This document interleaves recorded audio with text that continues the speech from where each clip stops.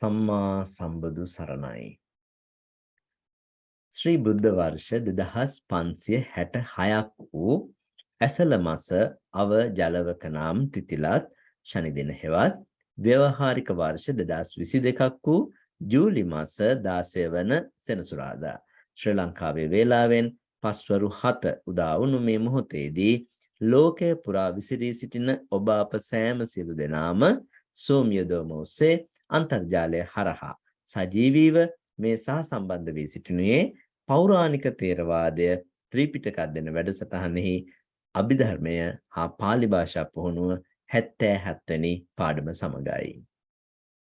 පසුගිය පාඩම් 76ක් පුරාවට අපි චිත්ත කාණ්ඩයට අයත් සිත් 89 ගැනත් චෛතසික කාණ්ඩයට අයත් චෛතසික 52 පිළිබඳවත් වගේම රූප කාණ්ඩයට අයත් රූප 28 වගේම සංග්‍රහ කාණ්ඩය ගැනත් ඉගෙන ගන්නට යෙදුණා.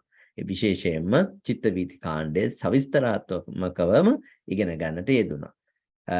ඉන් අනතුරුව අපි මීට පාඩම් කිහිපයකට මත්තෙන් ආරම්භ කරන්නට යෙදුණා මේ කර්මය පිළිබඳව බොහෝ දෙනාට නිවැරදි අවබෝධයක් ලබා ගත යුතුම ඊටාම වැදගත් මාතෘකාවක් වන කර්මය පිළිබඳ මාතෘකාවට ලෞතර සම්මා සම්බුදුරජාණන් වහන්සේ නමකගේ සම්බුදු නුවණට පමණක්ම විශේෂ වන්නා වූ ඒ කර්ම විශේෂ පිළිබඳව බුදු නුවණින්ම දැක දැන වදාළ අන්දමින්ම විග්‍රහ කරන්නට යෙදුණු 16 ආකාරයක් වූ ඒ කර්මයේ පිළිබඳව විග්‍රහ කර දෙන්නට ආරම්භ කළ පාඩම් මාලාවේ 5 වෙනි පාඩමටයි අද දවසේ අපි මේ එළඹ තිබෙන්නේ.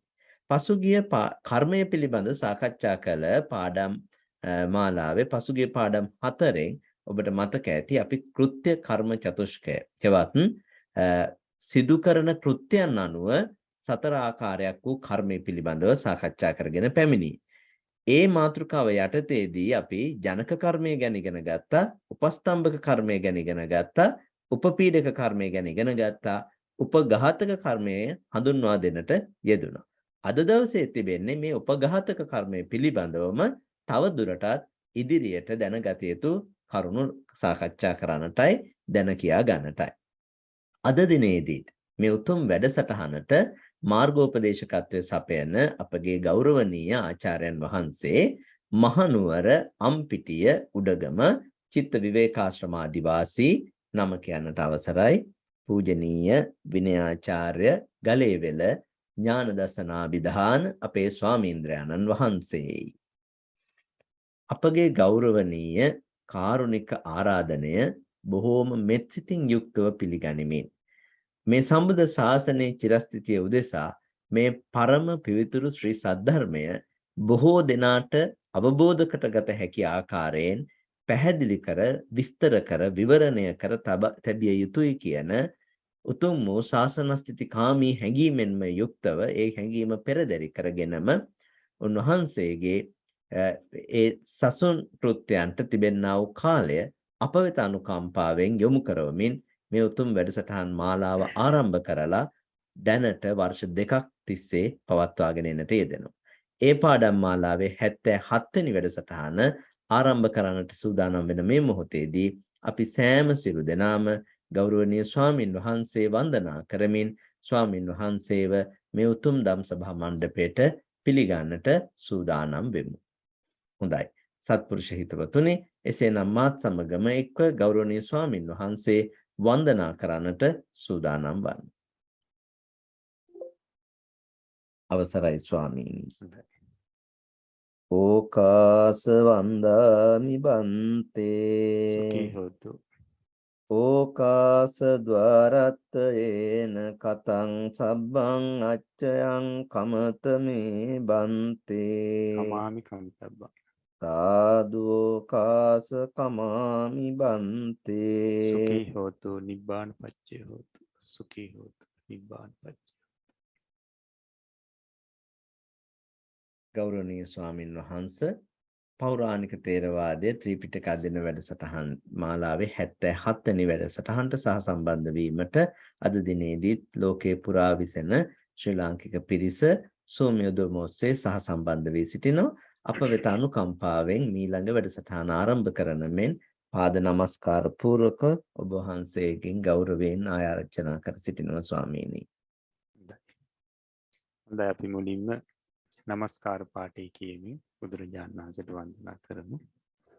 නමෝ තස්ස භගවතෝ අරහතෝ සම්මා සම්බුද්දස්ස නමෝ තස්ස භගවතෝ අරහතෝ සම්මා සම්බුද්දස්ස නමෝ තස්ස භගවතෝ අරහතෝ සම්මා සම්බුද්දස්ස. සෑම සියලු දෙනාටම තෙරුවන් සරණයි. අදත් අපි අපේ අභිධර්ම පාලි වැඩසටහනේ තවත් එක් දවසක් එක් වැඩසටහනක් සම්පූර්ණ කරන්නයි සූදානම් වෙන්නේ. ඉතින් අපි කර්ම චතුෂ්කය කියන පාඩමට අදාළ විස්තරයි සාකච්ඡා කරමින් සිටින්නේ. ගිය වාරෙත් අපි මේ කර්ම චතුෂ්කය කියන පාඩමේ කෘත්‍ය කර්ම චතුෂ්කයන උපඝාතක කර්මයේ සම්බන්ධයෙන් කරුණු කාරණා බොහෝමයක්ව පැහැදිලි කරගන්න යෙදුණා. ඉතින් අපිට අද එදා අපිට උපඝාතක කර්මයේ සම්බන්ධයෙන් සම්පූර්ණයෙන්ම විස්තර කරන්න බැරි වුණා. නමුත් අදත් අපිට තියෙන්නේ උපඝාතක කර්මයේ සම්බන්ධයෙන් තවදුරටත් විස්තර කරන්න. ඉතින් අපි මේ උපඝාතක කර්මය මේ කර්ම අතර කොතනද පැමිණෙන්නේ කියන කාරණා නැවතත් අපි රූප සටහන් ඔස්සේම පැහැදිලි කරගෙන බලලා නැවත ඒ කාරණා මතක් කරගමු. මුලින්ම අපි පාඩම ආරම්භ කරන්න කලින් හොඳයි.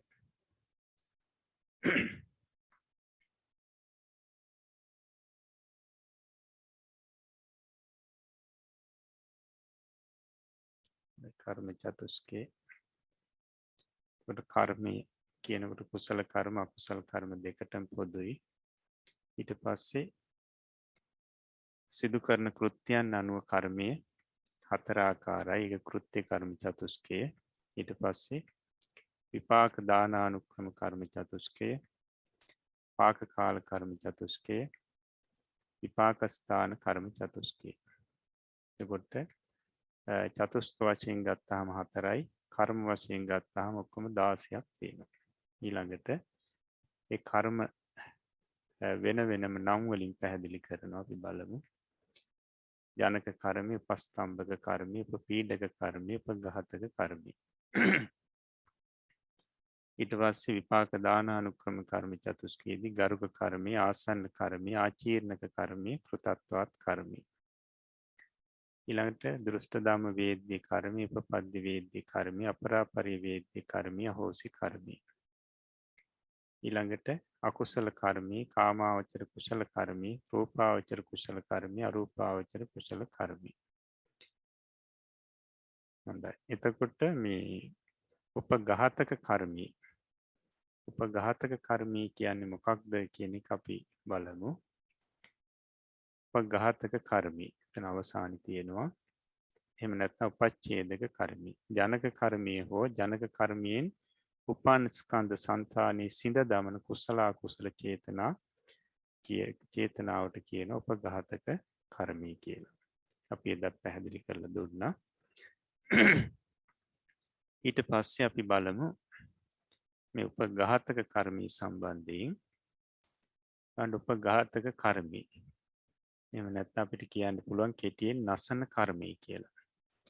එතකොට උපඝාතක කර්මී බලපෑම ජනක කර්මයන්ට සහ ප්‍රවෘත්ති විපාකයන්ට පැමිණෙනවා. එතකොට ජනක කර්මයන්ට උපඝාතක කර්මී ඒ බලපෑම සිද්ධ වෙන්නේ කොහොමද කියන එක මෙතන පැහැදිලි කරනවා. ජනක කර්මයන්. එතකොට අකුසල උපඝාතක කර්මය කුසල අකුසල ජනක කර්මයන් නැසීම සිද්ධ කරනවා. ඊළඟට කුසල උපඝාතක කර්මී අකුසල කුසල ජනක කර්මයන් නැසීම සිද්ධ කරනවා. අපි මේ කාරණා පෙර දවසේදී ඉගෙන ගත්තා. ඊළඟට උපඝාතක කර්මී ප්‍රවෘත්ති විපාකයන් නැසීම සම්බන්ධයෙන් පැහැදිලි කරන්න ඊළඟ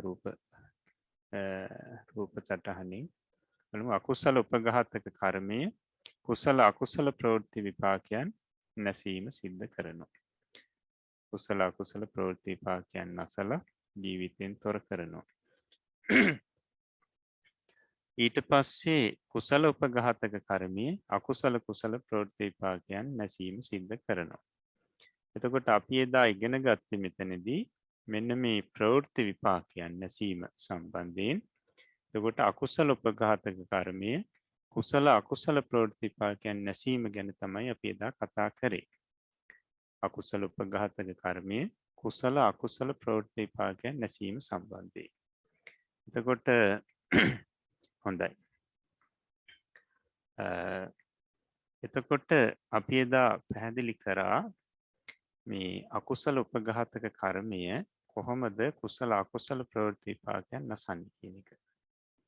ඒ සම්බන්ධයෙන් අපි පැහැදිලි කරා. ඊට උදාහරණ කතාවකුත් ඉදිරිපත් කරා.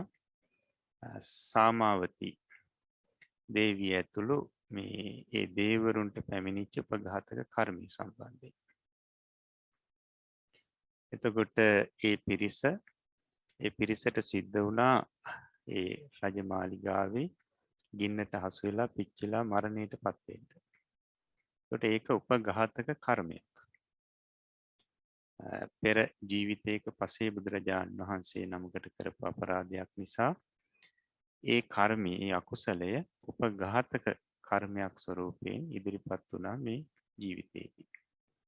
ඊට පස්සේ අර රජමාලිගාව ඇතුළට කොටු වෙලා ඒ ගින්නට හසු වෙලා පිච්චිලා මරණයට පත් වෙන්න සිද්ධ වුණා. එතකොට මේ සාමාවතී දේවිය ඇතුළු පිරිසට පැමිණිච්ච මේ උපඝාතක කර්මයෙන් තමන්ගේ ජීවිතේ නැසුණා. එහෙම නැත්නම් ප්‍රවෘත්ති විපාකයන් නැසලා ජීවිතයෙන් තොර කරා. නමුත් මේ පිරිස ගිහිල්ලා ඉපදුන ඊට පස්සේ සුගතිය. ඒ අකුසල උපඝාතක කර්මයේ බලයෙන් මේ අපායේ ගිහිල්ලා ඉපදුනේ නැහැ. සුගතිය ඉපදුනේ. එතකොට අපි මේ උපඝාතක කර්ම හඳුන්වන්නේ ජීවිතයේ පමණක් නසන උපඝාතක කර්ම හැටියට. එතකොට මේ පිරිසට පැමිණිච්ච උපඝාතක කර්මයෙන් ජීවිතයේ පමණක් නැසුවා. එහෙම නැත්නම් ප්‍රවෘත්ති විපාක නැසුවා. ඒ කර්මයෙන් ගිහිල්ලා සතර අපායේ ඉපැද්දෙන්නේ නැහැ.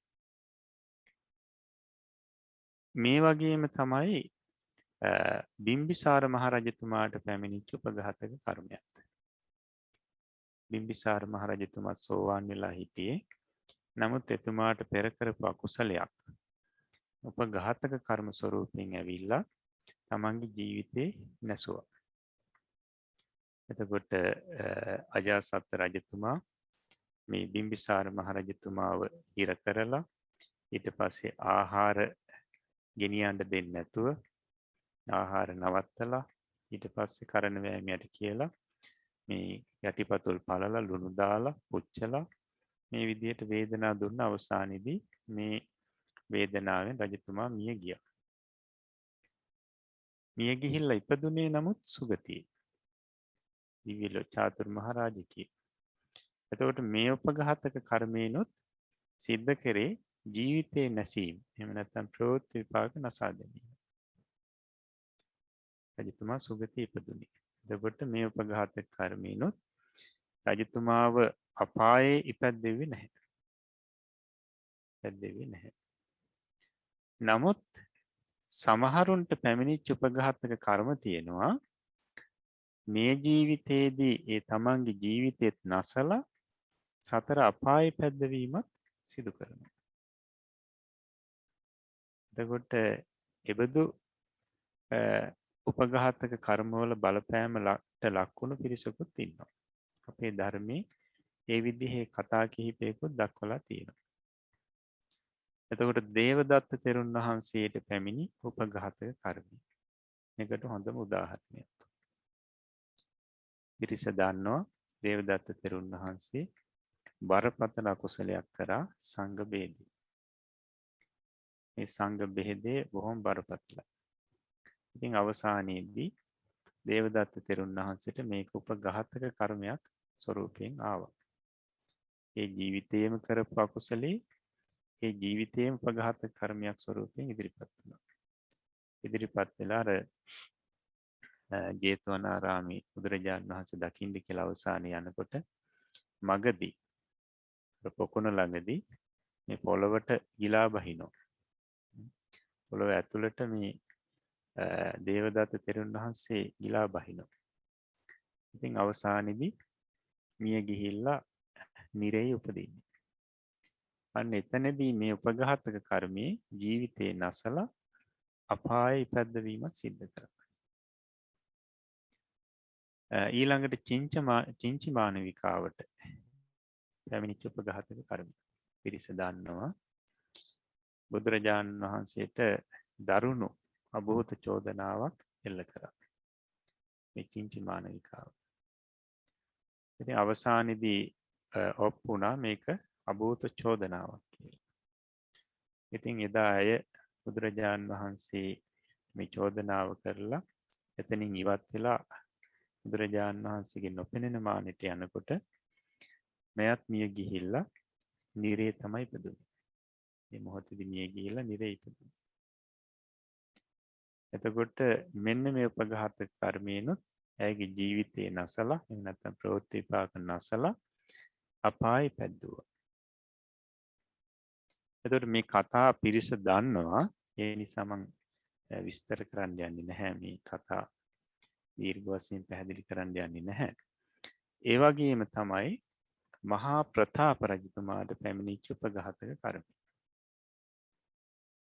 මහා ප්‍රතාප රජතුමාට පැමිණිච්ච උපඝාතක කර්මයෙන්ොත් ඒ කියන්නේ එතුමා මේ ජීවිතයේදීම කරපු අකුසල බලවත් අකුසල කර්මයක් උපඝාතක කර්ම ස්වරූපයෙන් ඉදිරිපත් වෙලා එතුමාගේ ජීවිතේ නැසලා මේ නිරේ ඉපැද්දෙව්වා. නිරේ ඉපැද්දෙව්වා. ඉතින් මේ මහා ප්‍රතාප රජතුමාට පැමිණිච්ච මේ උපඝාතක කර්මී සම්බන්ධ කතාව පිරිසට කියලා දෙනවා. මේක මොකද බොහෝ දෙනෙක් නොදන්නා වෙන්න පුළුවන්. ටිකක් අප්‍රකට කතාවක්. එතකොට මේ මහා ප්‍රතාප රජතුමාගේ කතාවේ අපේ මහා බෝධිසත්වයන් වහන්සේගේ සම්බන්ධතාවයක් තියෙනවා. බෝධිසත්වයන් වහන්සේ කියනකොට දන්නවනේ අපේ බුදුරජාණන් වහන්සේ බුද්ධත්වයට පෙර පාරමී පුරන කාලෙදී අපි හඳුන්වන්නේ බෝධිසත්වයන් වහන්සේ කියලා. එතකොට මේ බෝධිසත්වයන් වහන්සේත් මේ කතාවට සම්බන්ධයි. එතකොට මේක ජාතක කතාවක්. මේක චුල්ල ධම්මපාල ජාතකයේ. ජාතක කතාව විස්තරය මෙතන තියෙන්නේ. අපි බලමු. අතීතයේ බාරාණසිය මහා ප්‍රතාපේ නාම රජ්‍යං කාරෙන්තේ බෝධිසත්වෝ තස්ස අග්ගමහේසියා චන්දාදේවියා කුච්චිම්හි නිබ්බති. අතීතයේ බරණැස් නුවර මහා ප්‍රතාප කියන රජතුමා රජකම් කරවනවා. මහා ප්‍රතාප රජතුමා. එතකොට මේ මහා ප්‍රතාප රජතුමාගේ අග්‍ර මහේසිකාව තමයි චන්ද්‍රා දේවිය. චන්ද්‍රා දේවිය. එතකොට බෝධිසත්වෝ තස්ස අග්ගමහේසියා චන්දා දේවියා කුච්චිම්හි නිබ්බති. අපේ බෝධිසත්වයන් වහන්සේ මෙන්න මේ කාලේ මේ චන්ද්‍රා දේවියගේ කුසේ පිළිසිඳ ගත්තා. එතකොට පියතුමා මහා ප්‍රතාප රජතුමා මෞතුමිය චන්ද්‍රා දේවිය. මේ චන්ද්‍රා දේවියගේ කුස පිළිසිඳ ගත්තා. ධම්මපාලෝ තිස්ස නාමං කරින්සු. එතකොට දසම සැවෑමෙන් මේ දරුවා නැත්තම් බෝධිසත්වයන් වහන්සේ මව් කුසින් බිහි වෙලා ඊට පස්සේ නම් තබන දවසේදී ධර්මපාල කියලා තමයි නම තැබුවේ. මේ කුමාරයාට ධර්මපාල. ඒත් අපේ බෝධිසත්වයන් වහන්සේ.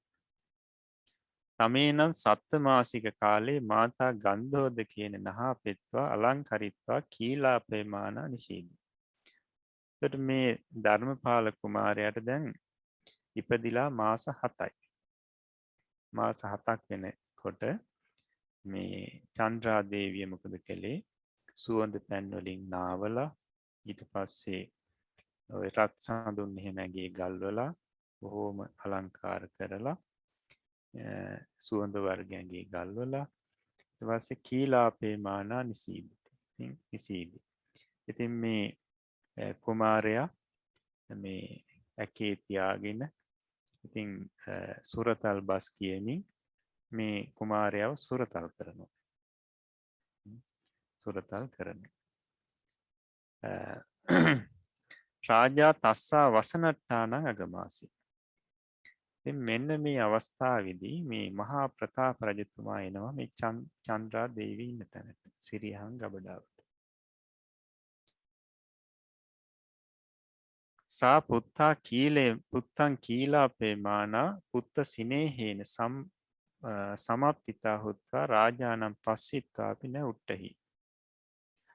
එතකොට මේ වෙලාවේ මේ චන්ද්‍රා දේවිය හිටියේ මේ තමන්ගේ මේ පුතා කෙරෙහි පුතා කෙරෙහි පුදුමාකාර සෙනෙහසකි. පුත්ත ස්නේහයෙන් මේ හිත පිරිලා තිබුණි. පිරී ඉතිරී ගිහිල්ලා තිබුණි. ඉතින් මය මේ වෙලාවේදී මේ පුතා හුරතල් කරමින් හුරතල් බස් කියමින් විනෝදෙන් හිටියේ. මේ පැහැදිලි කරන්නේ දරු සෙනෙහසෙන් මේ හිත පිරී ඉතිරී ගිහිල්ලා හිටපු මොහොතක්. වටපිට ගැනවත් එච්චර අවබෝධයක් තිබුණේ නැහැ. ඉතින් මේ වෙලාවේදී මේ රජතුමා ආවා. රජතුමා එනවා දැක්ක මේ දේවිය චන්ද්‍රා දේවිය. නමුත් තමන් ඉඳගෙන හිටපු තැනින් නැගිට්ටේ නැහැ. ඒ නැගිටින්න තරම්වත් මේ චන්ද්‍රා දේවියට අර එච්චර සැලකිල්ලක් තිබුණේ නැහැ. ඊට හේතුව තමයි මේ තමන්ගේ මේ දරුවත් එක්ක මේ නැත්තම් මේ ධර්මපාල කුමාරයා අර නාවලා හොඳට සුවඳ ගල්වලා ඉතින් සුරතල් බස් කියමින් දරුවට සුරතල් කරගෙන හිටියේ. දරු සුරතල් බල හිටියේ. මේ දරු සෙනෙහසින් මේ හිත පිරී ඉතිරී ගිහිල්ලා. එහෙම ස්වරූපයක එහෙම අවස්ථාවක හිටියේ. ඒ වෙනදාට නම් රජතුමා එනකොට නැගිටිනවා. නමුත් අද නැගිටින්නවත් මතකයක් තිබුණේ නැහැ. එච්චර දරු සෙනෙහසකින් හිටියේ. ඉතින් ඒ වෙලාවේදී මේ රජතුමා දකිනවා තමන්ගේ දරුවා දේවිය බොහෝම හොඳින් හුරතල් කරනවා. දරුවට ආදරෙන් ඉන්නවා. නමුත් මේ රජතුමා ඒ වෙලාවේදී කල්පනා කරනවා අයං ඉදානේවතාව පුත්තන් නිස්සාය මානං කරෝති. රජතුමාට මේ වෙලාවේදී මේ දරුවා හොඳින් බලාගන්න එක දරුවා කෙරෙහි සෙනෙහස දක්වන එක ගැන නෙවෙයි වැඩි අවධානය තිබුණේ. තමන්ගේ තත්ත්වය ගැන. තමන්ට ගරු කරේ නෑ දේවිය. මොකද රජ ගෙදර රජතුමා එනකොට හැම කෙනාම නැගිටිනවා. ඒතර දේවිය නැගිට්ටේ නැහැ. තමන්ගේ තත්ත්වය ගැන හිතුවා. හරියට තරහ ගත්තා. ඉතින් හිතනවා මේ දේවිය දැම්මම මේ පොඩි දරුවා නිසා ලොකු මාන්නයක් අරගෙන ඉන්නවා. දැම්මම මේ ලොකු මාන්නයක් අරගෙන ඉන්නවා. මං කිස්මින්චි න මඤ්ඤති. එතකොට මං ගැන කිසි තැකීමක් නැහැ දේවියට. දරුවා නිසා ලොකු මාන්නයක් අරගෙන. පුත්තේපන වඩ්ඩන්තේ මයි මනුස්සෝත්තිපි සංඥන්න කරිස්සති. මේ දරුවා ඉතින් ලොකු වුණාට පස්සේ මං ගැන මේ තමන්ගේ මනුස්සයා කියලාවත් සැලකිල්ලක් නැති වෙයි. එහෙම සැලකිල්ලක්වත් නැති වෙයි. ඉදානේව නම් ගහතෙස්සාති. දැන් මොකද හිතුවේ රජතුමා? එහෙමනම් දැම්මම මේ දරුවා මරලා දාන්න ඕනේ. දැම්මම දරුවා මරලා දාන්න ඕනේ කියලා හිතුවා. ඉතින් ඊට පස්සේ සෝ නිවත්තිත්වා රාජාසනේ නිසීදිත්වා. ඉතින් රජතුමා ඒත් එක්කම හැරිලා නැවත ගිහිල්ලා රාජාසනේ ඉඳගත්තා. සිංහාසනේ ඉඳගත්තා. ඉඳගෙන අත්තනෝ විධානේන ආගච්ඡතෝති චෝරඝාතකම් පක්ඛෝසා පේසි. රාජපුරුෂයෙක් කියවුවා වදකයට එන්න කියලා. රජතුමා වදකයක් හඳවනවා කියලා පණිවිඩේ මේ යවුවා රාජපුරුෂයෙක් අතේ. සෝ කාසාය වත්ත නිවත්තෝ රත්ත මාලා දරෝ පරසුන් අන්සේට අපෙත්වා උපහදාන ගටිකං හත්ත පාද ටපන දණ්ඩකංච ආදාය ආගන්තා රාජානං වන්දිත්තා කිං කරෝමි දේවාති අට්ටාසි. ඉතින් දැන් වදකයත් රජතුමාගේ අන ඉතින් ඒ වදකයාගේ ඇඳුම් ටික ඇඳගෙන රතු පාට මල් මාලාවක් කරට දාගෙන පොරවත් කරේ තියාගෙන ලෑලි ටිකකුත් තව අරගෙන රජතුමා ළඟට ඇවිල්ලා රජතුමාට වන්දනා කරලා අහනවා රජතුමනි කුමක්ද කරන්න ඕනේ? කුමක්ද මං කරන්න ඕනේ? ඒ වෙලාවේදී රජතුමා කියනවා දේවියා සිරිගබ්බන් ගන්නවා ධම්මපාලං ආනී.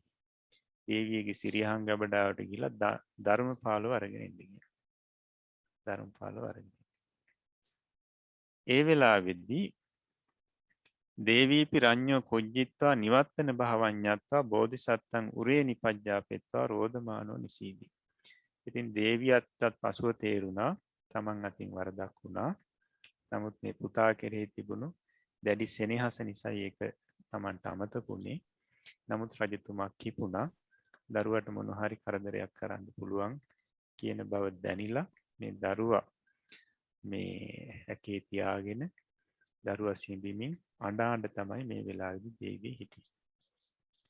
ඉතින් ඒ වෙලාවේදී චෝරඝාතකෝ ගන්තා තම් පිට්ටියන් හත්තේන පහරිත්වා හත්තතෝ කුමාරං අච්චින්දිත්වා ආදාය රඤ්ඤෝ සම්තිකං ආගන්තා කිං කරෝමි දේවාති ආහ. මේ වදකයා ගිහිල්ලා දේවියගේ පිටත තට්ටු කරලා ඊට පස්සේ මේ කුමාරයාව මේ බලෙන්ම අරගෙන රජතුමා ළඟට ගේනවා. ගෙනල්ලා අහනවා කිං කරෝමි දේව රජතුමනි මොකද්ද කරන්න ඕනේ? ඊට පස්සේ කියනවා ඒකම් පලකං ආහාරාපෙත්වා පුරතෝ නික්කිපාපෙත්වා ඉදන නිපජ්ජාපේ. ඔය ගෙනපු ලෑල්ලක් ගෙනල්ලා ඉස්සරහින් තියලා ඒ දරුවා ඒ ලෑල්ල තියන්න. ඉස්සෙල්ලා ලෑල්ල තියන්න කියනවා. ඉතින් එහෙම කරනවා වදකයා. මෙන්න මේ වෙලාවේදී පැහැදිලි කරනවා චන්දා දේවී පුත්තස්ස පච්චතෝ පරිදේමාන ආගච්ඡ. චන්ද්‍රා දේවිය දැනගත්තා පුතාට කරදරයක් වෙන්න යන්නේ. ඉතින් මේ පුතා වදකයා අරගෙන එනකොට මේ වදකයා පස්සෙම අඬ මේ චන්ද්‍රා දේවිය එනවා.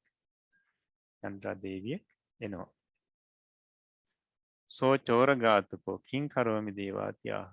ඉතින් වදකයාත් අර ධර්මපාල කුමාරයා ලෑල්ලේ තියලා රජතුමාගෙන් අහනවා රජතුමනි මොකද්ද කරන්න ඕනේ? ඒ වෙලාවේදී රජතුමා කියනවා ධම්මපාලස්ස හත්තේ චින්දාති. මේ ධර්මපාලගේ අත් දෙක කපලා දාපන් කියලා කියනවා. ඉතින් ඒ වෙලාවේදී චන්ද්‍රා දේවියට අදාහ ගන්න බැරි වුණා. මොකද්ද මේ රජතුමා තමන්ගේම දරුවට මේ කරන්න යන්නේ කියලා. ඉතින් ඒ වෙලාවේදී චන්ද්‍රා දේවිය කියනවා මහරජ මම පුත්තෝ සත්තමාසිකෝ. මහරජතුමනි මගේ පුතාට තාම මාස 7යි. බාලකෝ න කිංච ජානාති. මේ කිරි දරුවා මොකුත් දන්නේ නැහැ. නත්තේ තස්ස දෝසෝ මේ දරුවගේ කිසිම වරදකුත් නැහැ. දෝසෝ පනහොන්තෝ මයි භවෙය. දෝෂේ වරද්ද මගේ. මගේ වැරද්ද මමනේ නැගිට්ටේ නැත්තේ. තස්මා මයිහං හත්තේ චේදාපේ. ඒ නිසා මේ දරුවගේ අත් කපන්න එපා මගේ අත් දෙක කපලා දාන්නයි කියලා මෙන්න මේ චන්ද්‍රා දේවිය කියනවා. ඉතින් ඒක ගාථාවකින් අය ප්‍රකාශ කරනවා. අහමේව දූසියා හූන හතා රඤ්ඤෝ මහාපතාපස්ස ඒතම් මුංචතු ධම්මපාලං හත්තේ මේ දේව චේදේහි. කියනවා රජතුමනි ඔබට වරද කරේ මමයි. ඒ නිසා මේ ධර්මපාල මේ දරුවා නිදහස් කරන්න. ඉතින් මගේ අත් දෙක කපලා දාන්න. මමනේ වරද කරේ. ඉතින් ඒ වෙලාවේදී වදකයාත් හිතනවා දැන් ඉතින් දේවියත් ආවා දේවිය දැන් මෙහෙම කියනවා. ඉතින් රජතුමාගේ අදහසත් වෙනස් වෙන්න පුළුවන් කියලා තාම ඉතින් මේ දරුවගේ අත් කපන්නේ නැහැ. වදකයා බලාගෙන ඉන්නවා. ඉතින් ඒ වෙලාවේදී රජතුමා නැවත වදකයා දිහා බලනවා. බලලා ඒ වෙලාවේදී අහනවා වදකයා කිං කරෝමි දේ. දෙවියන් වහන්සේ මොකද්ද කරන්න ඕනේ? පපංචං අකත්වා හත්තේ චේදාති. ඉතින් කියනවා මේ අය වැඩි හිතන්න අවශ්‍ය නැහැ, කල්පනා කරන්න ඕනේ නැහැ දරුවගේ අත් දෙක කපලා දාන්න කියලා කියනවා. තස්මින් කනේ චෝරඝාතකෝ තිකින පරසුන් ගහෙත්වා කුමාරස්ස තරුණ වංශ කලීරේවිය දේහත්තේ චින්ති. මේ වෙලාවේදී වදකයා පොරව අරගෙන හරියට අර පලා කපනවා වගේ මේ දරුවගේ ධර්මපාල කුමාරයාගේ අර ලපටි අත් දෙක කපලා දානවා. සෝ දීසු හත්තේසු චිජ්ජමානේසු නේව රෝධින පරිදි. දැන් අපි මේ බෝධිසත්වයන් වහන්සේ පාරමී පුරාගෙන යන උතුමන් වහන්සේ පැහැදිලි කරනවා අත් දෙක කපනකොටවත් ඇඬුවෙත් නැහැ, ඊට පස්සේ මේ කෑ ගැහුවෙත් නැහැ කියලා. හේතුව කාන්තිංච මෙත්තංච පුරේ චාරිකං කତ୍වා අදිවාසී. ඉවසීමත් මෛත්‍රියත් පෙරටු කොටගෙන තමන්ගේ මේ වේදනාව ඉවසා දරාගත්තා කියලා. චන්ද්‍රා දේවී චින්න හත්ත කෝටින් ගහෙත්වා උච්චංගේ කත්තා ලෝහිත ලිත්තා පරිදේවමානා විතරති. ඉතින් චන්ද්‍රා දේවිය කොච්චර කිව්වත් රජතුමා ඇහුවේ නැහැ. අත් දෙක කැපුවා. ඉතින් ඒ කපපු අත් කෑලි දෙක අරගෙන මේ චන්ද්‍රා දේවිය පපුවට තුරුළු කරගෙන එහෙට මෙහෙට යමින් කෑ ගහනවා, අඬනවා. ඊට පස්සේ පුන චෝරඝාතකෝ කිං කරෝමි දේවාති පුච්චි. ඊට පස්සේ වදකයා නැවත අහනවා රජතුමනි මොකක්ද ඊළඟට කරන්න ඕනේ? දේ පාදේ චින්දාති කියනවා කකුල් දෙකක් කපලා දාන්න. කකුල් දෙකක් කපලා දාන්න. ඉතින් මේක ඇහුවට පස්සේ චන්ද්‍රා දේවිය නැවත කෑ ගහනවා. කියනවා අහමේව දෝසියාහූන් හතා රඤ්ඤෝ මහාපතාපස්ස ඒතම් මුංචතු ධම්මපාලම් පාදේ මේ දේව චේදේ. රජතුමනි මේ දරුවට මාස 7යි. මේ දරුවා කිරි දරුවා මොකොත් දන්නේ නැහැ. මගේ වරද. මමයි ඔබතුමාට වරද කරේ. ඒ නිසා මේ දරුවගේ කකුල් කපන්න එපා. මගේ කකුල් දෙක කපලා දාන්නයි කියලා මේ දේවිය ඉල්ලනවා. ආයාචනා කරනවා. ඉතින් ඒ වෙලාවේදී රජතුමා ඒකත් සැලකිල්ලට ගත්තේ නැහැ. ඇහුවේ නැහැ මේ කතාව.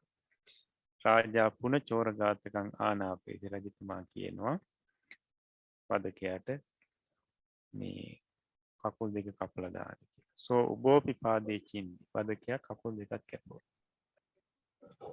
චන්දා දේවී පාද කෝටිම්මි ගහෙත්වා උච්චංගී කත්තා ලෝහිත ලිත්තා පරිදේවමානා.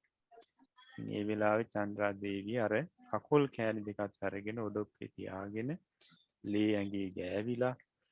ඉතින් ඒ වෙලාවේදී කියනවා සාමි මහා ප්‍රතාප මේ රජතුමනි ස්වාමීනි චින්න හත්තපාදා නාම ධාරකා මාතරා පෝසේ තබ්බා හොන්ති අහම් බතින් කත්වා මම පුත්තකම් පෝසෙස්සාමි දේහි මේතං. ඉතින් කියනවා අත්පය නැති වුණත් ඒ දරුවා මවට පුළුවන් පෝෂණය කරන්න. හදා වඩා ගන්න පුළුවන්. මවකට ඒක කරන්න පුළුවන්. ඉතින් ඔය දරුවා මට දෙන්න. ඉතින් මම මේ රජගෙදරින් පිටත් වෙලා බැහැරට ගිහිල්ලා වැටුපට වැඩක් හෝ කරලා මේ මගේ දරුවා මම පෝෂණය කරගන්නම් කියලා රජතුමාගෙන් ඉල්ලනවා. ඉතින් ඒ වෙලාවේදී රජතුමා ඒකත් සැලකිල්ලට ගන්නෑ. ඉතින් ඒ වෙලාවේ වදකයා අහනවා කින් දේව කතා රාජානා නිට්ටිතම් මම කිච්චා. රජතුමනි මගේ කටයුතු අවසන්ද? ඒ වෙලාවේදී රජතුමා කියනවා න තාව නිට්ටිත. තාම ඉවර නැහැ. ඉතින් වදකයා ඒ කාලේ අත් හොරු ගෙනාවට පස්සේ අත් කැපුවා, කකුල් කැපුවා, ඒව තමයි වැඩිපුර කරේ. ඉතින් හිතුවා මේ දරුවගේ දැන් අත් කකුල් කපලා දැම්ම. ඉතින් අවසන් ඇති. තමාගේ රාජකාරිය අවසන් ඇති කියලා හිතුවා. නමුත් කියන රජතුමා නෑ තාම ඉවර නෑ. ඉතින් ඒ වෙලාවේදී කියනවා අතකින් කරෝමි දේව. දෙවියන් වහන්සේ මං ඊට පස්සේ මොකද්ද කරන්න ඕනේ? සීස මස චින්ද. හිස සිඳලා දාන්න, ගෙල සිඳලා දාන්න කියලා කියනවා. තමන්ගේම දරුවගේ ගෙල සිඳලා දාන්න කියලා කියනවා. ඉතින් කකුල් දෙක කපනකොට මේ ධර්මපාල කුමාරයා ඇඬුවේ නැහැ, කෑ ගැහුවේ නැහැ. ඒ වෙලාවෙදිත් මේ ඉවසීම මෛත්‍රිය පෙරදරි කරගෙන වේදනාව ඉවසුවා. ඉතින් දැන් කියනවා හිස සිඳින්න කියලා. ඉතින් මේ වෙලාවේ චන්ද්‍රා දේවිය හොඳටම කලබල වෙනවා. ඔය ජීවිතේ නැති වෙන්න යන්නේ පුතා.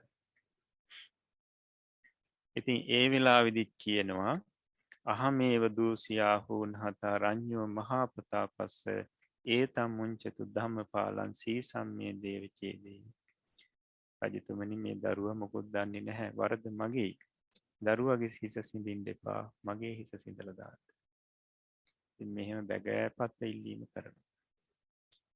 ඉතින් එහෙම කියලා වත්වාජපන අත්නෝ සීසං උපනීසි. මේ දේවිය තමන්ගේ හිස වදකයා දෙසට එළවන.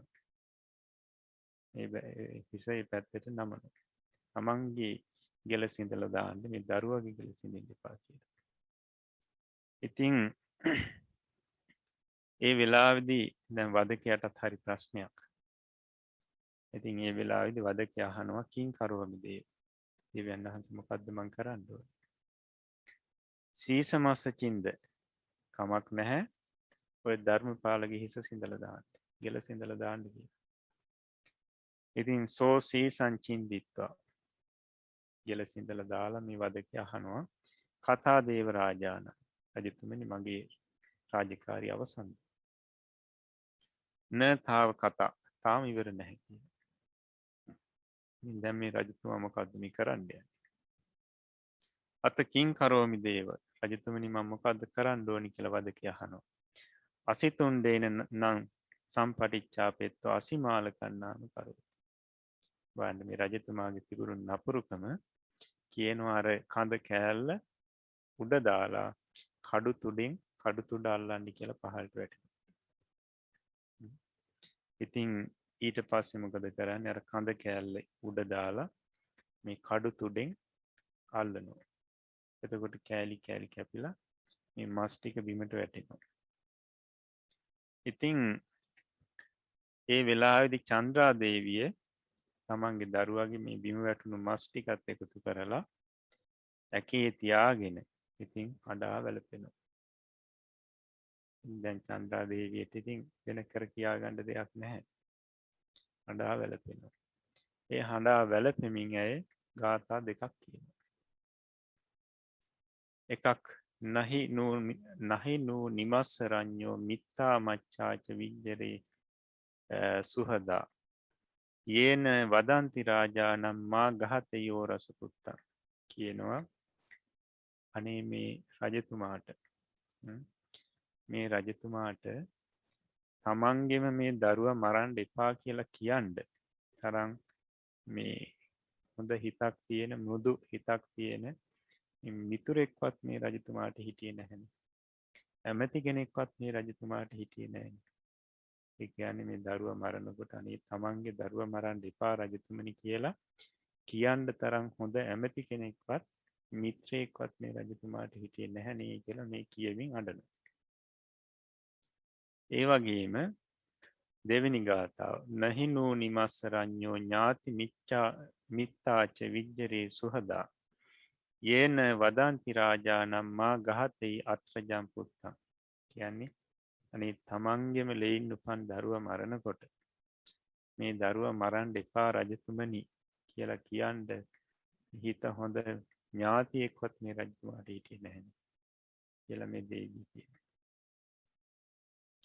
ඉතින් මේ දේවීගේ දුක පිට කරගන්න හැටි අවසානයේදී මේ රජතුමා නවත්තන්න කිසි කෙනෙක් හිටියේ නැහැනේ ඉදිරිපත් වුණේ නැහැනේ කියන ශෝකය තමයි මේ ගාථා දෙකෙන් කියන්නේ. ඉතින් ඊට පස්සේ ඉමාපන දේ ගාථාවත්වා චන්දා දේවි උබෝහි හත්තේහි අදේ මන්සන් දහරේ මානා තතිය ගාතමාහ. ඉතින් මේ දේවී ඊට පස්සේ අත් දෙකෙන්ම තමන්ගේ හදවත අල්ලාගෙන අවසානයේ තුන්වෙනි ගාථාවක් කියනවා. චන්දන සාරානුලිත්තා බාහා චිජ්ජන්ති ධම්මපාලස්ස දායා දස්ස පතබ්බ්‍යා පානාමේ දේව පුජ්ජන්ති කියනවා. රජතුමනි ඔබතුමාගේ මේ රාජධානි උරුමකාරයා. ඉතින් මම හොඳට අත්පාවල ඒ රත් සඳුන් ගාලා අලංකාර කරලා මේ තියාගෙන පෝෂණය කරපු මේ දරුවා ඔබතුමා අන කරලා අත් දෙක කැප්පෙව්වා. කකුල් දෙක කැප්පෙව්වා. ඊට පස්සේ ගෙලසින්ද අන්තිමේටම කඳ කෑල්ල උඩ දාලා අර කඩු තුඩෙම තැල්ලුවා. ඉතින් රජතුමනි මේක බලාගෙන හිටපු මට මේක දරා ගන්න බැහැ. පානාමේ දේව රුජ්ජන්ති. ඒ කියන්නේ මට මේ ශෝකේ දරා ගන්න බැහැ. මගේ ජීවිතයක් නැති වෙන්න යන්නේ කියලා මේ දේවිය කියනවා. ඉතින් තස්සා ඒවම් පරිදේවමානාය ඒව ඩයිහමානී වේලුවනි වේලුවිය හදයම් පලි. පැහැදිලි කරනවා මේ විදිහට මැය මේ හඬා වැළපිනකොට හරියට උණ කැලයක් ගිනි ගන්නකොට උණ බට පුපුරනවා වගේ මෑගේ හදවත පැලුණා කියලා. චන්ද්‍රා දේවියගේ හදවත පැලෙනවා. සා තත්තේව ජීවිතක්කයන් පත්තා. එතනම ජීවිතක්ෂයට පත් වෙනවා. එතකොට ධර්මපාල කුමාරයාත් මිය ගියා. දේවියත් මිය ගියා. ඉතින් මේ දේවිය මිය ගියාට පස්සේ රාජා පල්ලංකේ තාතුන් අසක්කොන්තෝ මහා තලම්පති. දේවිය මිය ගියාට පස්සේ තමයි රජතුමාට ඇස් වැහුනේ. දේවියත් නැති වුණා. අන්න ඒ වෙලාවේ රජතුමා මේ සිංහාසනෙන් බහිනවා. කලබල වෙලා බහිනවා. බහිනකොට පදර තලන් 2000 චිජ්ජි. මේ මතු මහල් තලයක හිටිය එක ලී පොළොවක් තිබුණේ. මෙන්න මේ ලී පොළොවට බහිනකොට ලී පොළොව දෙකට කැඩෙනවා. දෙකට වෙන් වෙලා රජතුමා පහළ පොළොවට වැටෙනවා. සෝ තතෝපි භූමියම් පති තතෝ චතුනහුතාදික දී යෝජන සත සහස්ස බහලාපි ඝන පටවී තස්ස අගුණං ධාරේතුන් අසක්කොන්ති බිජ්ජිත්වා විවර මදාසි. ඉතින් මහ පොළොවට වැටෙනකොටත් එතනත් පිහිටක් නැහැ. කියනවා මේ 2,40,000ක් ඝන යොදුන් ඝනකම තියෙන මහ පොළොව මේ රජතුමාගේ අගුණ මේ දරන්න නැතුව මේ මොකද වෙන්නේ දෙකට බිඳෙනවා කියලා. දෙකට වෙන් වෙලා විවරයක් හැදෙනවා කියනවා. මේ විදිහේ රජ කෙනෙක් මේ පොළොවෙන්වත් පොළොවවත් දරන්න නැතුව පොළොව ඈත් වෙලා විවරයක් හැදෙනවා. අවීචිතෝ ජාලා උට්ටාය කුලදත්ති කියන කම්බලේන පරික්කපන්ති විය තංගහෙත්වා විචින්නේ කිවි. ඊට පස්සේ ඒ සිදුරෙන් අවීචිය පටන් ගින්දර උඩට ඇවිල්ලා හරියට වස්ත්‍රයකින් කෙනෙක් වෙලා ගන්නවා වගේ මේ ගින්දරෙන් රජතුමා වෙලා ගන්නවා. ඊට පස්සේ රජතුමා එහෙමම පහළට ගිහිල්ලා මිය ගිහිල්ලා අවීචි මහ නිරේ උපදිනවා. චන්දාච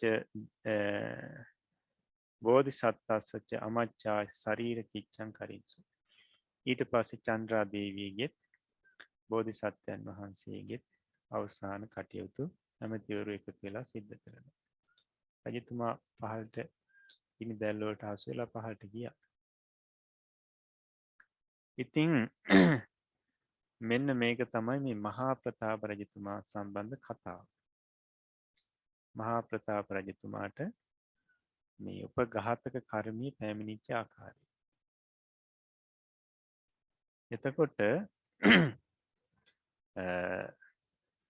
දැන් බලන්න මේ ජීවිතේම නැත්නම් ඒ රජතුමාගේ ජීවිතේදීම රජකම් කරනකොටම ඒ කරපු අකුසලේ බොහොම බරපතලයි. මේ බෝධිසත්වයන් වහන්සේගේ ජීවිතේ නැති කරේ. එතකොට ඒ කර්මය උපඝාතක කර්මයක් ස්වරූපයෙන් ඒ ජීවිතයේම ඒ මොහොතේදීම පැමිණියා. පැමිණිලා මහා ප්‍රතාප රජතුමාගේ ජීවිතේ නැති කරා. ජීවිතේ සිඳලා දැම්මා.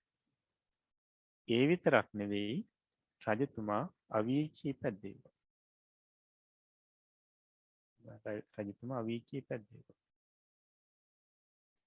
එතකොට මෙන්න මේ විදිහට සමහරුන්ට පැමිණෙන උපඝාතක කර්ම වලින් තමන්ගේ ජීවිතේ නැසලා අපායෙත් උපද්දවන. එතකොට දේවදත්ත තෙරුන් වහන්සේටත් ඒ විදිහට තමයි උපඝාත කර්ම පැමිණි. චිංචමානවිකාවටත් ඒ විදිහට.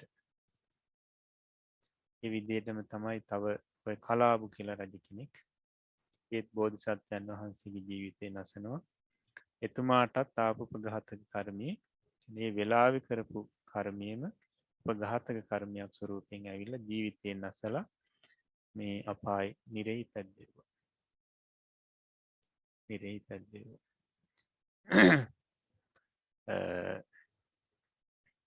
එතකොට මේක චූල ධම්මපාල ජාතකයේ විස්තරේ.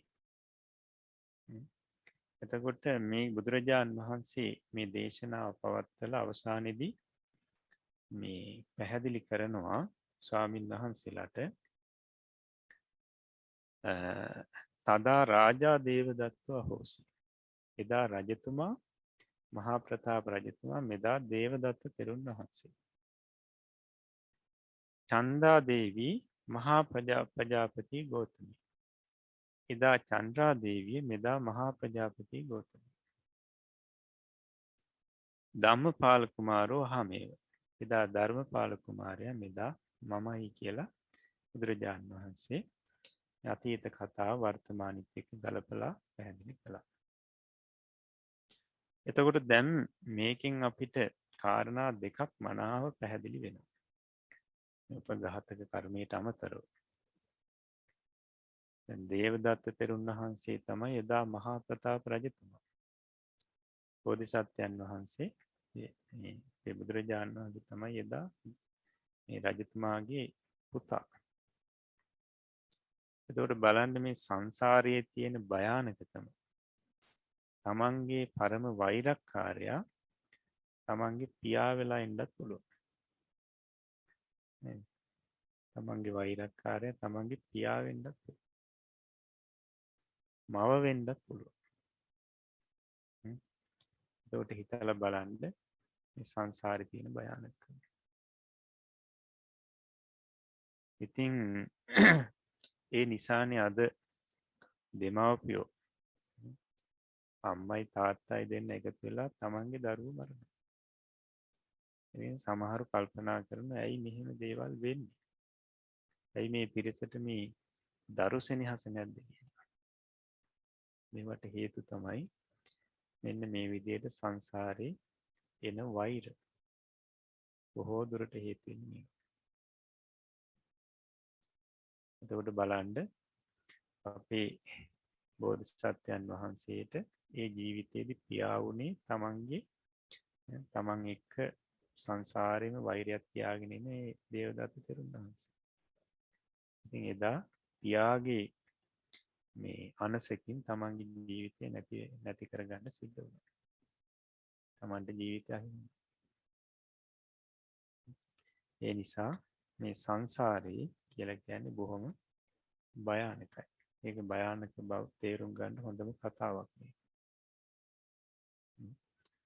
ඒ නිසා සංසාරේ තමන් කෙරෙහි වෛරය තබාගත්තු පිරිස තමන්ගේම දෙමව්පිය වෙලා සහෝදර සහෝදරිය වෙලා සංසාරේ සමහර ආත්ම භාවවලදී සමීපේ ඉන්න පුළුවන්.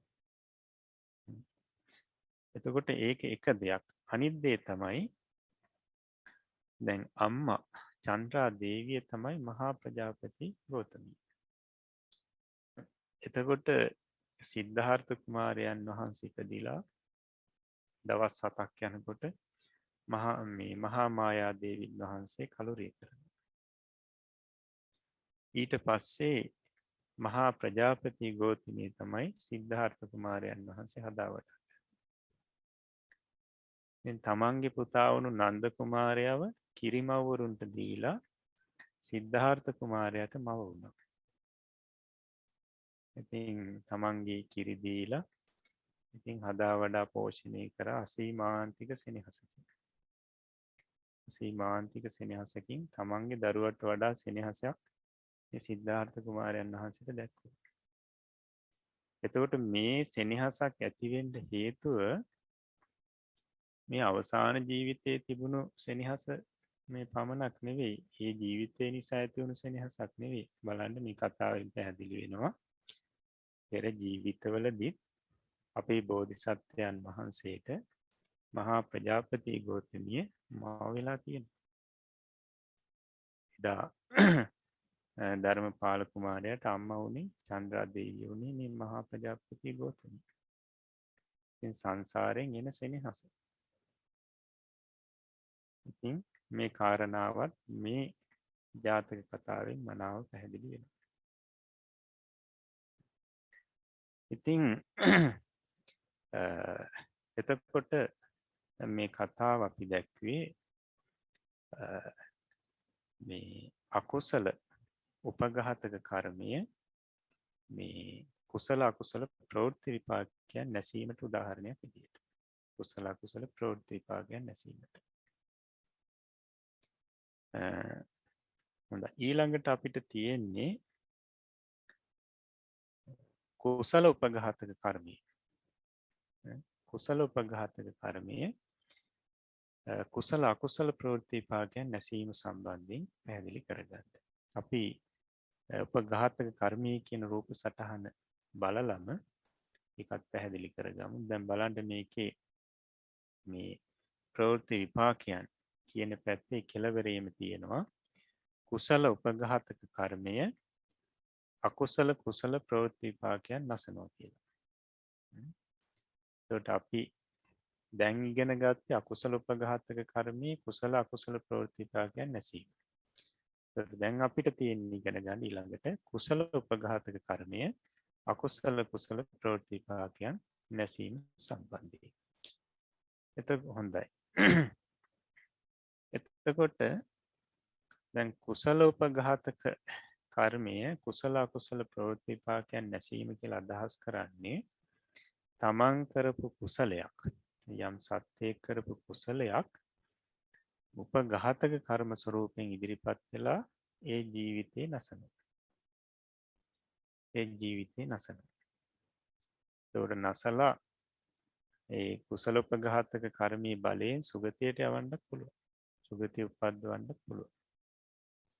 එතකොට තමන් කරපු කුසලයේ උපඝාතක කර්ම ස්වරූපයෙන් ඉදිරිපත් වෙලා කුසලයෙන් ඉපදුණු ජීවිතයක් වේවා අකුසලයෙන් ඉපදුණු ජීවිතයක් වේවා ප්‍රවෘත්ති විපාක නැසලා ජීවිතෙන් තොර කිරීම සිද්ධ කරනවා. එතකොට ඊට පස්සේ ඒ කර්ම බලයෙන්ම ගිහිලා සුගතිය උපදින්න පුළුවන්. එතකොට මේ කුසල උපඝාතක කර්මයේ කුසල අකුසල ප්‍රවෘත්ති විපාකයන් නැසීම සම්බන්ධයෙන් අපිට පැහැදිලි කරගන්න තියෙන ඔන්න ඔය විදිහට. කුසල උපඝාතක කර්මයේ කුසල අකුසල ප්‍රවෘත්ති විපාකයන් නැසීම කියන්නේ ඔන්න ඔකයි. එතකොට කුසලයෙන් හෝ අකුසලයෙන් ඉපදුණු ජීවිතයේ අර කුසල කර්මයේ උපඝාතක ස්වරූපයෙන් පැමිණිලා නැසලා දානවා. නැසලා සමහර ලාවට සුගතිය පැද්දීමක් කරනවා. එතකොට මෙන්න මේ කාරණාව සම්බන්ධී මේ කුසල උපඝාතක කර්මයේ කුසල අකුසල ප්‍රවෘත්ති විපාකයන් නැසීම සම්බන්ධයෙන් විස්තරයක්. ඒ වගේම තමයි උදාහරණ කතා අපේ මේ ධර්ම ග්‍රන්ථවල දකින්න නැහැ. ප්‍රකටව දකින්න නැහැ. ඒ නිසා තමයි මේ රේරුකාණි ස්වාමීන් වහන්සේත් මේ පාඩමේදී පැහැදිලි කරන්නේ මේ කුසල උපඝාතක කර්ම නැත්තේ නොවේ නමුත් ඒවා අප්‍රකටයි කියලා. කුසල උපඝාතක කර්මත් තියෙන්න පුළුවන් නමුත් ප්‍රකටව වෙන තැනක් නැහැ. පැහැදිලි කිරීමක් නැහැ ප්‍රකටව. එතකොට කුසල උපඝාතක කර්මයේ නමුත් ක්‍රියාකාරීත්වය තමයි අර මම මුලින් කිව්වේ කුසලයෙන් හෝ අකුසලයෙන් ඉපදුණු කෙනාගේ ජීවිතේ නැසලා දානවා. කුසල බලයෙන්. ඊට පස්සේ සුගතියක උපද්දවන්න පුළුවන්. එතකොට නමුත් ආචාර්යයන් වහන්සේලා පැහැදිලි කරනවා දේවදූත සූත්‍රයේ විස්තරයේදී එන කතා මෙන්න මේ කුසල උපඝාතක කර්මයෙන් මේ ප්‍රවෘත්ති විපාකයන් නැසීමට උදාහරණ උදාහරණ වලට ගන්න පුළුවන් කියලා. ඊට හොඳම උදාහරණ දේවදූත සූත්‍රයේ විස්තරේන කතා ප්‍රවෘත්ති ටිකයි කියලා ආචාර්යයන් වහන්සේලා පැහැදිලි කරනවා. අපි බලමු දේවදූත සූත්‍රයේ කොහොමද පැහැදිලි කරන්නේ කියලා.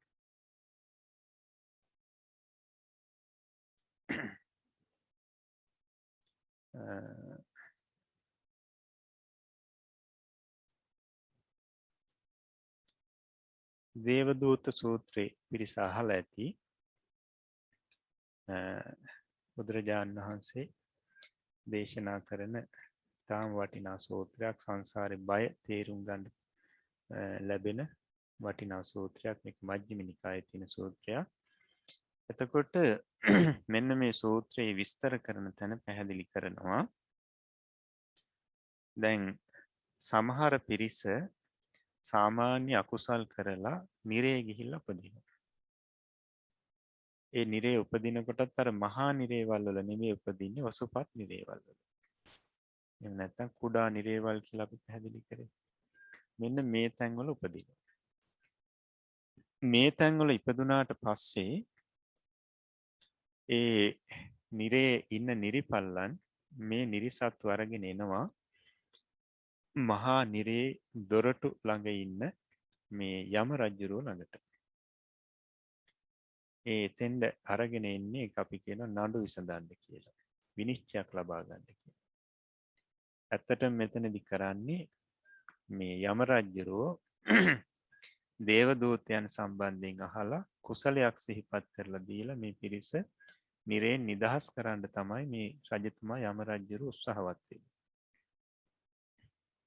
එතකොට අර කුඩා මේ අකුසල් කරපු පිරිස සමහරලාවට මේ නිරේ කුසුපත්ලේ ඉපදුනාට පස්සේ නිර්පල්ව අරගෙන එනවා.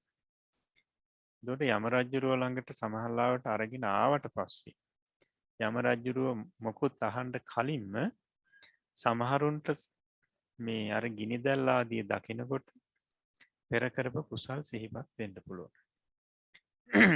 සමහරුන්ට යම රජුරුව දේවදූතයන් ගැන අහන අවස්ථාවලදී පෙර කරපු කුසල් සිහිපත් වෙනවා. සමහරුන්ට එහෙම සිහිපත් වෙන්නෙත් නෑ. යම රජුරුව සමහරලාට කුසලයක් කරලා තියෙනවා නම් ඒ තැනැත්තා ඒක සිහිපත් කරනවා. එතකොට මෙන්න මේ යම රජුරුව ළඟට අරගෙන ආපු එක පුජ්‍යලයක් ගැන කතාවක් තියෙනවා. අපරෝ පුත්තස්ස දහර බික්කුණෝ කලිසාට කන්දෙන්තෝ පාදමූලේ තපේසි. එතකොට එක පියතුමෙක් ගැන මේ පියතුමාගේ පුතා පැවිදි වෙලායි හිටියේ. එද එක දවසක් මේ පියතුමා ගැන ජීවිතයේ අකුසල් කරලා තියෙනවා. නමුත් එක දවසක් තමන්ගේ පුත්‍ර ස්වාමීන් වහන්සේට බොහොම රළු සලුවක් පූජා කරනවා. රළු සලුවක් පූජා කරනවා. මේ සලුව අල්ලනකොට නිකන් අර සරසර හඬ නැගෙන විදිහේ සලුවක්. ඉතින් ස්වාමීන් වහන්සේගේ පාමුල තියලා පූජා කළා. මරණ කාලම්හි පටපටාති සද්දේ නිමිත්තන් ගන්හි. එතකොට මේ මරණාසන්න කාලයේදීත් අර සලුවේ හඬ මේ පියතුමාට සිහිපත් වුණා. නමුත් මරණාසන්න මොහොතේ අකුසලයක් තමයි ඉදිරිපත් වුණේ. ඉදිරිපත් වෙලා ගිහිල්ලා ඔසුපත් නිරේක උපදිනවා. ඉතින් ඊට පස්සේ මේ තැනැත්තා මේ පියතුමා නිරේ ඉපදුනාට පස්සේ නිරිපල්ලන් අරගෙන එනවා රජතුමා ළඟට යම රජුරුව ළඟට. එනකොටම අර නිරේ ගිනිදැල් වල ශබ්ද ඇහෙනවා. සරසර ගාලා ශබ්ද ඇහෙනවා. එතකොටම මේ පියතුමාට සිහිපත් වෙනවා සලුව පූජා කරපු එක. සලුව පූජා කරපු පින්කම සිහිපත් වෙනවා. තන් සාටකං අනුස්සරිත්වා සග්ගය නිබ්බත්තු. අන්නේ සලුව පූජා කරපු එක සිහිපත් වෙනකොට මොකද උනේ?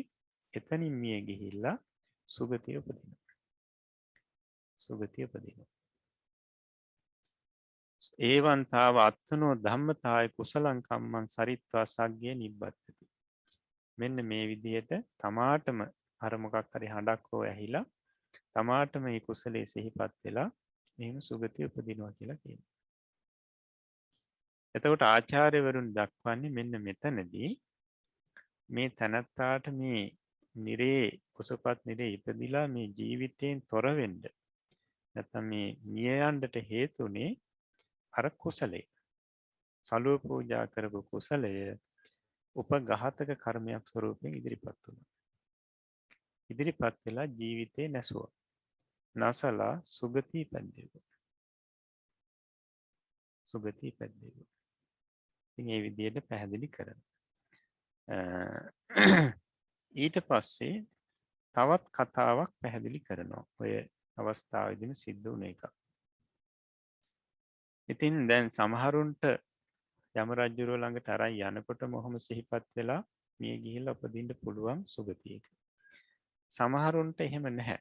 දේවදූතයන් ගැන ඇහුවට පස්සේ තමයි සිහිපත් වෙන්නේ. ඉතින් යම රජුරුව අහනවා මුලින්ම නුඹ මනුස්ස ලෝකේ පළවෙනි දේවදූතයා දැක්කද? නෑ කියනවා.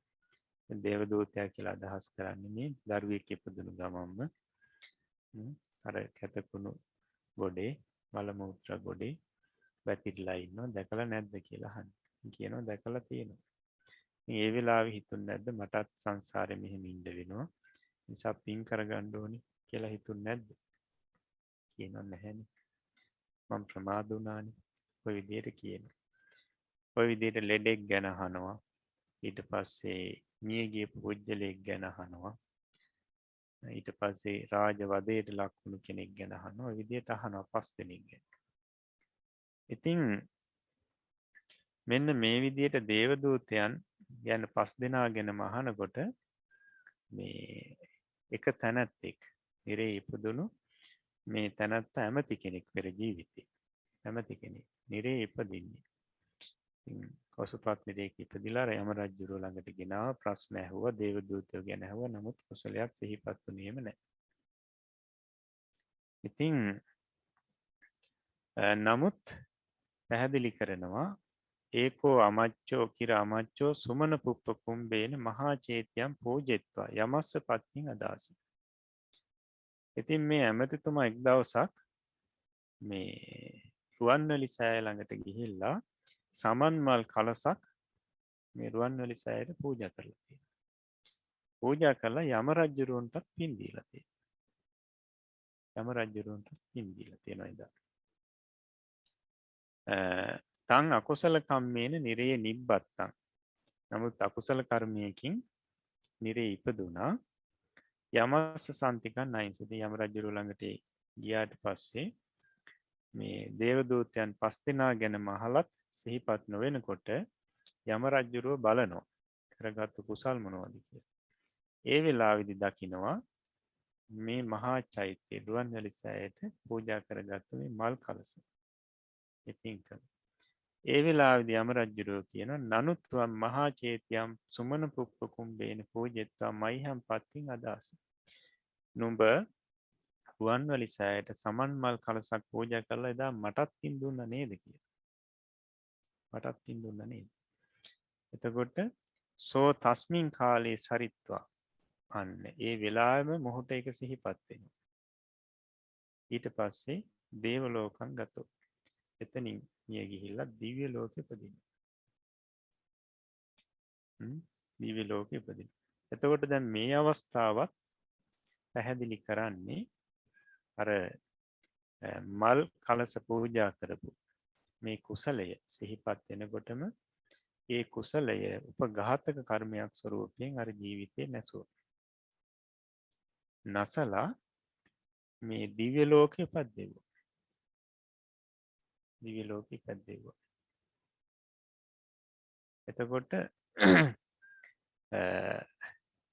මේ අකුසල උපඝාතක කර්මයේ මේ කුසල අකුසල ප්‍රවෘත්ති විපාකයන් නැසලා සුගති උපද්දවපු මේ උපැද්දවීම සම්බන්ධයෙන් උදාහරණ කතා හැටියට ආචාර්යයන් වහන්සේලා දක්වන්නේ මෙන්න මේ දේවදූත සූත්‍රයේ තියෙන මේ කතා.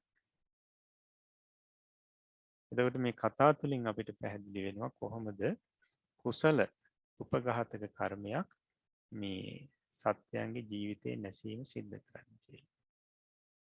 එතකොට තවත් ආචාර්යයන් වහන්සේලා පැහැදිලි කරන ඔය මනුෂ්‍ය ලෝකයේ ඥාතීන් පරදත්තෝප ජීවිත කියන പ്രേත ලෝකයේ උපන් තමන්ගේ ඥාතීන්ට පින් දෙනකොට සමහර මේ පින් අනුමෝදන් වෙන පිරිස මේ මොහොතේදී මෙතනින් චුත වෙලා මේ දිව්‍ය ලෝක ආදී නැත්නම් සුගතිය උපදිනවා කියලා. ඒ අවස්ථාවේදී සිද්ධ වෙන්නේ මේ කුසල කර්මයේ උපඝාතක ස්වરૂපයෙන් ඒ තනත්තන්ගේ ජීවිතේ නැසලා සුගතිය ඉපැද්දවීමයි කියලා පැහැදිලි කරනවා.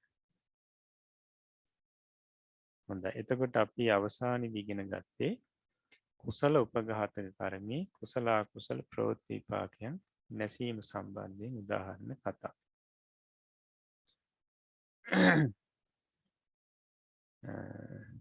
හොඳයි. එතකොට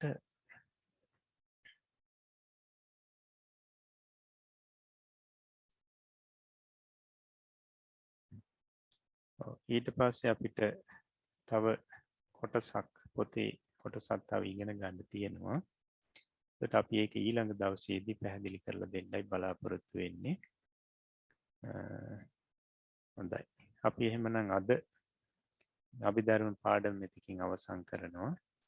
ඊළඟට අපිට තියෙන්නේ පාලි පාඩම බලමු.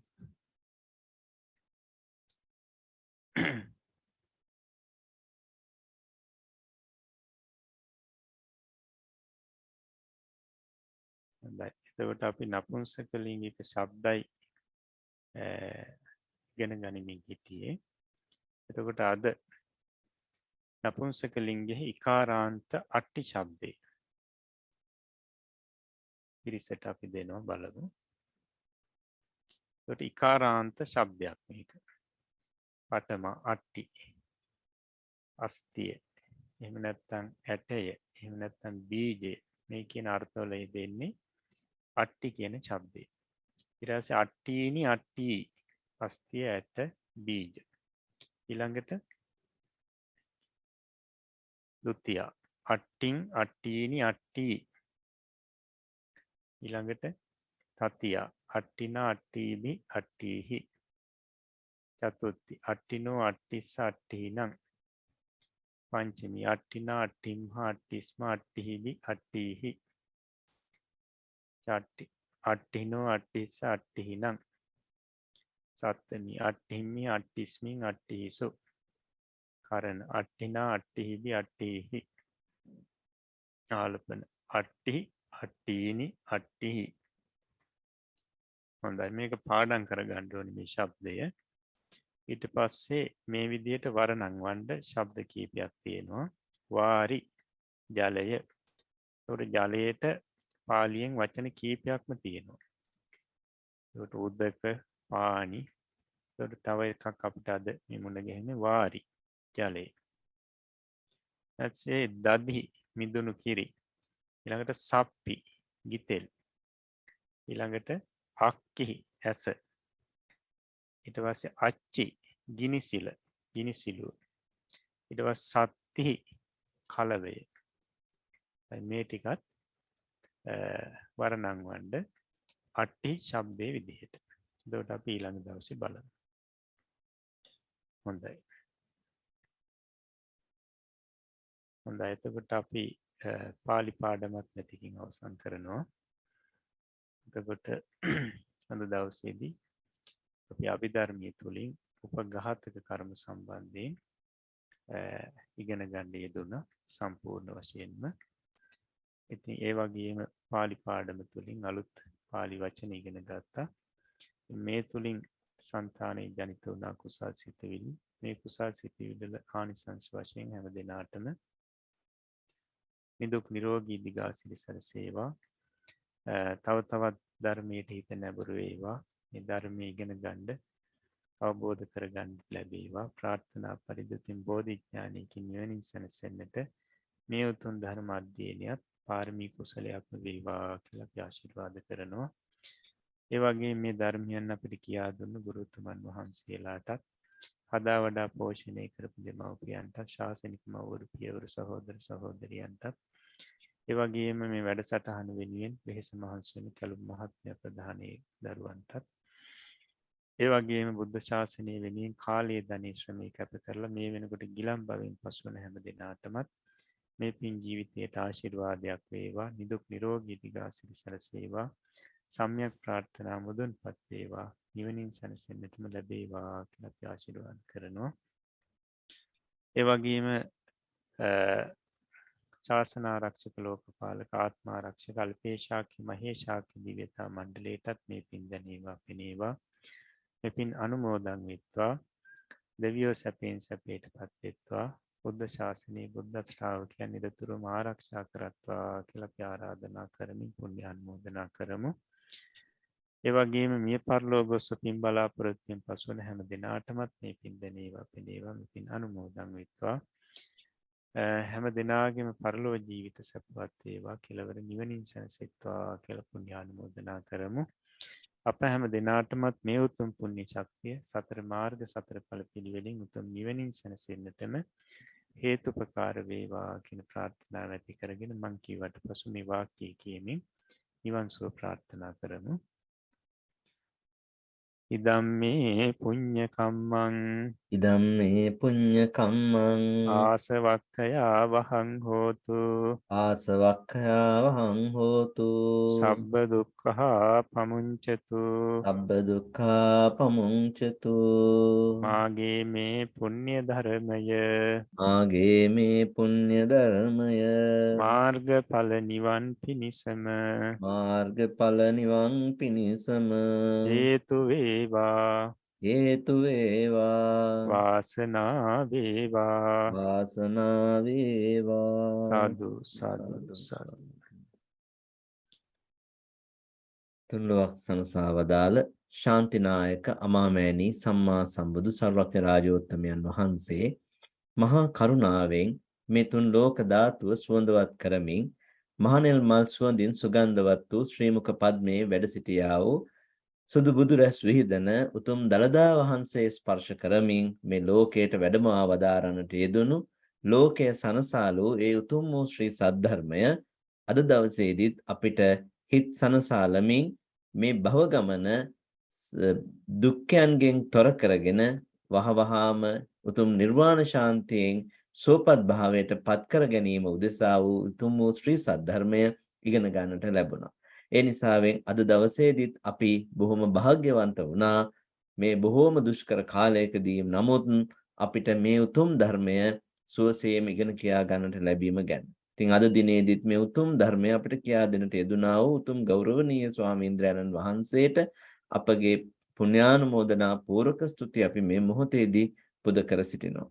ගෞරවනීය ස්වාමීන් වහන්සේට මේ උදාාරතර කුසලානුභව බලයෙන් නිදුක් නිරෝගී තිර ජීවනයේ සැලසේවා. උන්වහන්සේගේ මේ උදාාරතර ශාසනික කටයුතු සුවසේම চিරාත් කාලයක් කරගෙන යන්නට උන්වහන්සේට හැකියාව ලැබේවායි අපි සාදු සිතින් යුක්තව ප්‍රාර්ථනා කරමු.